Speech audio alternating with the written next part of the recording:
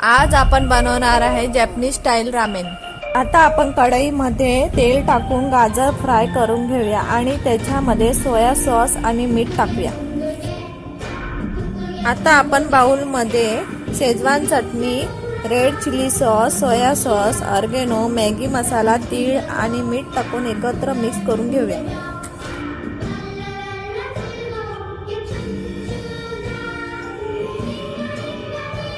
आता आपण तडक्याच्या भांड्यात तेल टाकून त्यात लसूण फ्राय करून घेऊया।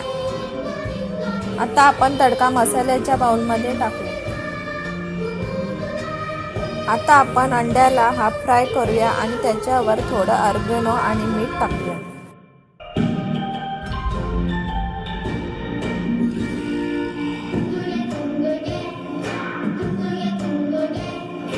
आता मसाल्यामध्ये बॉईल केलेले नूडल्स टाकूया। आता आपण नूडल्स एकत्र करून घेऊया। हाफ फ्राय केलेले आमलेट आणि फ्राय केलेले गाजर त्याच्यावर ठेवूया। आता आपला जॅपनीज स्टाईल रामेन तयार आहे।